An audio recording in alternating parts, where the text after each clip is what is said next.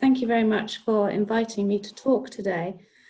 So I'll talk mainly about our platform technology that we have at Cerevance, which is we call NetSeq, which is essentially a way of profiling a single cell type with from post-mortem human brain tissue to find new transcripts and potential new drug targets. And I'll touch on a couple of the drug targets that we've supported and selected using this technology. So just a very brief overview of Cerevance. It's a company that was started at the very end of 2016. As I said, we have this platform technology called NetSeq that we look to profile new drug targets from, but our investors like to call us kind of complicated because we also have quite a mature pipeline as well, and we have a few assets into the later stage. So for instance, we have Parkinson's disease drug, which is now in phase 2 clinical trials, and also an orexin-1 receptor antagonist, which is just coming up to IND, which we're actively looking for a partner for if anybody's interested. Just finally, I'd just like to say that as of yesterday, we announced the finalization of our Series B funding, and we have a nice prestigious group of investors that are supporting Cerevance.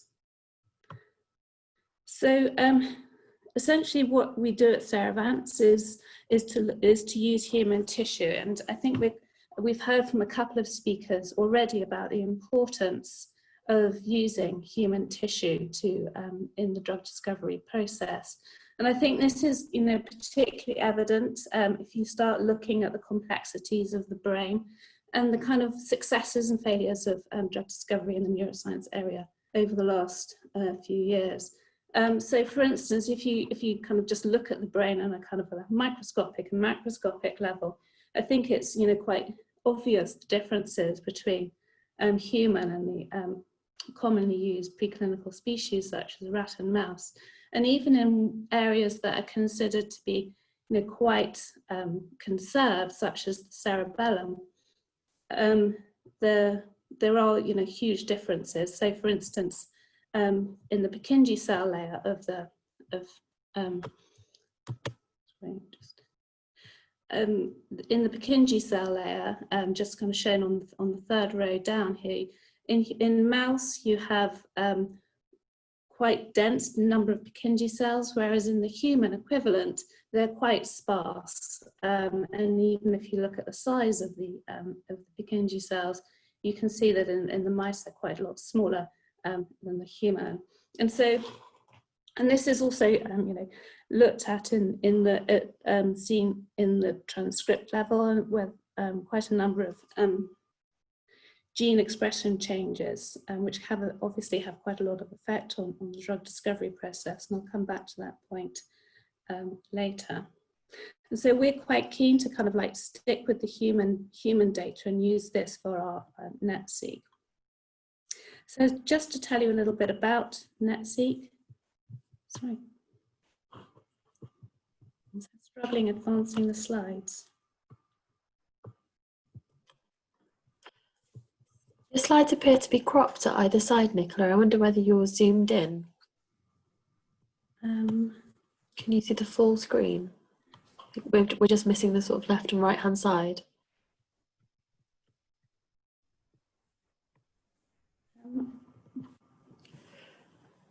Would you like me to share them and advance them for you? Let me just try.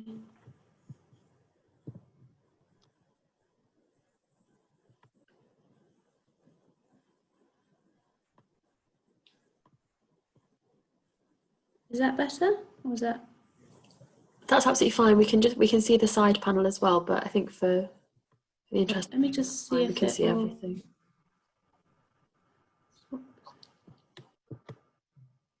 Can you see now, or is that? No, that's gone back to the cropped version. I think show the side panel one. And yeah, if you go back to your view, then we can see just as much as you can there. So this one, is this one? That's great. Yeah, that's great. Okay. Yeah. So yes, to tell you a little about NetSeq. So this is a technology to isolate a single cell type, as I said.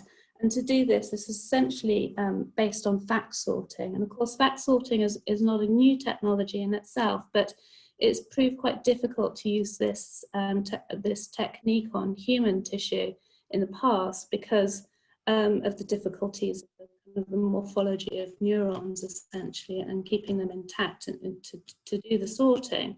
And so we had to come up with various innovations to solve this problem. And the first innovation is that we sort on nuclei instead of whole cells. The second innovation is that we label these, we kind of work quite hard to find unique antibody targets or riboprobe targets to label these, and then the nuclei are then processed through the FACS machine. And then the third innovation is that we fix the RNA and these are the nuclei, and for deep sequencing and for RNAseq.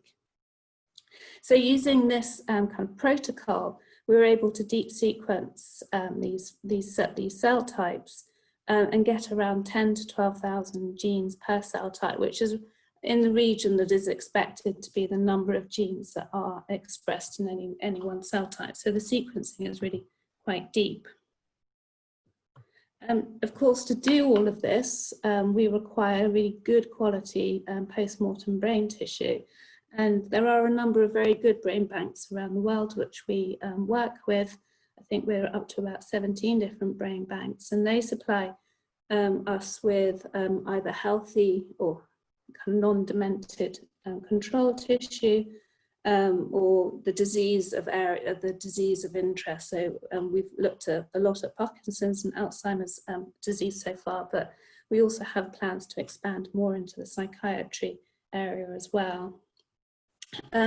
Another important point that when we're working with human tissue is to kind of curate it ourselves. And so we have a team of neuroanatomists who kind of check the tissue over before it goes through this process to kind of make sure that it is exactly what we're expecting it to be. If it's a Parkinson's or an Alzheimer's, whether there's any plaques or tangles in that area which might make a difference on it.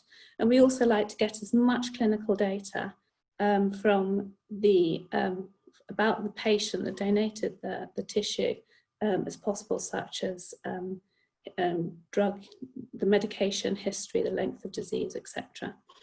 Wherever possible, we also request plasma samples or CSF samples, so we can then correlate the results that we get from that tissue back to potential biomarkers.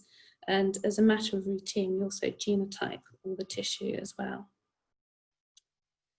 So when you're doing this type of data, when you're kind of like reproducing, kind of comparing different donors and different tissues, it's quite important that you have a very high rate of reproducibility. And so the graph or the figure here just shows the Pearson correlation between different cell types taken from the striatum as an example. And so in the blue and yellow and green boxes, you have different, and purple you have different types of glia, and then you have the medium spiny neurons, either the direct or the indirect forms of them. And these different cell types show a very high correlation of over 0.9. What you would notice though is that at this kind of resolution, the medium spiny neurons actually don't separate into groups, and they are kind of mixed together. And this is because they're essentially very similar in their nature. However, if you look at, this is from a program called IGV, which kind of you can look at different genes, expression levels, which are in the columns against different patients in the rows. You can see that actually for the medium spiny neurons, you can separate out if you look at specific markers, just showing that this technique, even for medium spiny neurons, which are very similar, we can get good definition and good separation into the sampling. One of the questions that we often get asked is how NetSeq compares to single cell approaches, and these are increasingly published upon. So we've kind of looked at this, and firstly I'd like to say that actually I don't think that they compete, and actually they're complementary. The advantage of single cell is that you can go into a particular brain region without any prior kind of knowledge and survey the cell types that are in that brain region, and kind of get a good idea of what's there. However, I think where NetSeq has the advantage is that you get a much deeper level of expression of sequencing, and therefore that it has a couple of main advantages. So the first figure on the left here just shows the number of gene counts per cell type per donor, and for NetSeq we're typically getting around 10 million, whereas the Lake and Mathis paper, which were 2 papers published on human tissue quite recently in Nature Biotechnology and Nature, showed that the gene counts is essentially under 100,000, and this has 2 important consequences. For instance, if you look at 2 genes that are expressed, commonly expressed and kind of quite well established as being expressed in microglia, so C3 and CD11B, this is a violin plot showing the expression levels in microglia, astrocytes, oligodendrocytes, and oligodendrocyte precursor cells. You can see that you get, you can clearly see that the microglia cells express this C3 and CD11B. However, if you compare it to the data from the Lake et al. Paper, whereas you can see in the violin plot for this study that C3 is expressed, and that's a very high expressed gene, the kind of slightly lower expressed gene, which is still clearly visible using NetSeq, is not really convincingly expressed, or seen, I should say, in the Lake papers. Most of the returned expression levels will be around the 0. And so if you're trying to find drug targets, quite often the drug targets that people go for, such as GPCRs, ion channels, transporters, are actually quite low expressed genes. And so you would run the risk using single cell data of just missing these types of gene expressions in a particular cell type of interest. Another clear advantage that is this higher expression level leads to is that you can identify more changes in disease versus control data, if that's the question that you're interested. So again, looking at microglia, this time comparing Alzheimer's disease tissue compared to control. The Mathis paper, with a really quite good N number of 48, returns sort of 30 to 40 gene changes, whereas NetSeq data of looking at AD and control turned close to 300, so 8 times more genes. The caveat being that actually these are different brain regions, but prefrontal cortex for the Mathis paper and the cerebellum for the NetSeq. Just to return to the story about the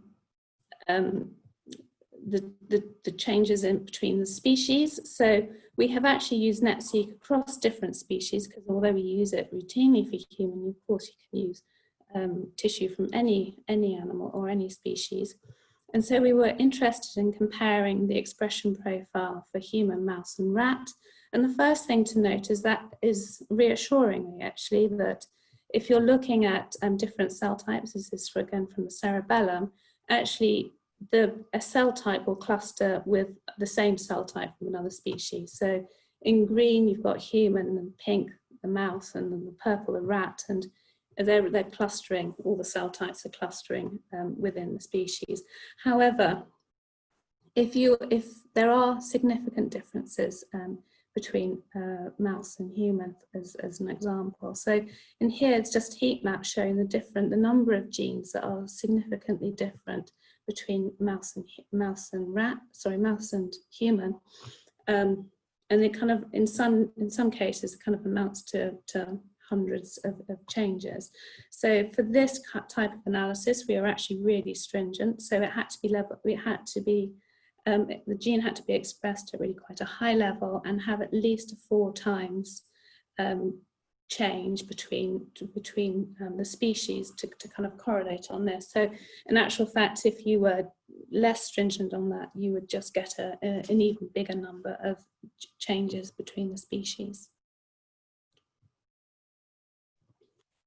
So I've told you about a few of the applications for NetSeq, to look at specific cell types and to look at species difference. We've also, because we've looked at so much data now, we can kind of look at different types of questions. So for instance, we've looked at the same type of cell within different brain regions. So this is just violin plots showing the expression profile of a particular cell type, I think a particular type of medium spiny neurons, and how this varies between the dorsal and the ventral striatum. We've also looked at the same cell type across different brain regions. This is particularly applicable for glial cells, and we see regional differences there.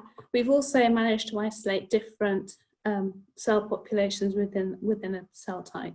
So for instance, different forms of microglia and different forms of interneuron from the cortex, for instance. We also see age-related difference, age-associated differences. So when we're doing a standard comparison, we're always very careful to use age-matched controls. And as well as, the obvious question for wanting to develop therapies of the differences between disease and control data. We've also recently started to use ATAC-seq, which is a form of, we've used it to look at associating SNPs with genes, and I'll give an example of that. So the next bit of the talk, I'll just talk about two of our drug targets that we've either selected from NetSeq or supported from it using disease-associated changes, or choosing a set or choosing a target that is Nicola, can you try and do it in the next 2 or 3 minutes? Nicola, can you hear me? Nicola? Hello? Yeah. Can you try and do it in the next 2 or 3 minutes? I'm sorry to push on. Okay, sure. So this is a target that we've recently selected. It's specifically expressed in the microglia. It's upregulated in the microglia in Parkinson's disease patients. Specifically, and actually much more so in the substantia nigra. There's not a huge amount of data on this in the public domain, but one of the interesting things, and one of the ways we've used the ATAC-seq, is to look. So this is looking at open chromatin, so you can determine whether the gene's on or off. And actually there's a SNP in this region which has an increased risk for Parkinson's disease. And essentially what we find is that although this SNP had been associated with the next door gene, we find that it's not in the open chromatin for the expression profile that is associated for the astrocytes and the microglia where it's expressed. So gene A is ubiquitously expressed, target 17 is just in microglia, and the region of the SNP is only in the microglia, indicating that it's probably more likely to be associated with target 17 than the one gene A that had previously been associated with. Very quickly, this is also GPR6, which is supported by NetSeq. It was originally detected using a similar technique called backtrap. And this one is in the indirect form of medium spiny neurons, and is actually the one that's in phase 2 clinical trials for Parkinson's with the investigational drug CVN 424. We've supported this also with protein, and we looked at, there's no difference this time between control and Parkinson's or Parkinson's disease with dementia. This is a little bit of a mechanism. Essentially, GPR6 is constitutively active, and so we have developed an inverse agonist, which we think would rebalance the kind of the hyperexcitability of the medium spiny neuron, the indirect medium spiny neurons. And to cut a long story very short, we developed this compound CVN 424. We have taken it through all the preclinical pharmacology and safety checks, so shown that it is expressed and gets into the brain, engages the target with receptor occupancy, and some other studies. It improve the Parkinson's disease or the motor function in a 6-hydroxy and dopamine lesion model, which is commonly used for Parkinson's disease therapy. It has recently completed phase 1 trials with no adverse events reported, and has then entered into phase 2.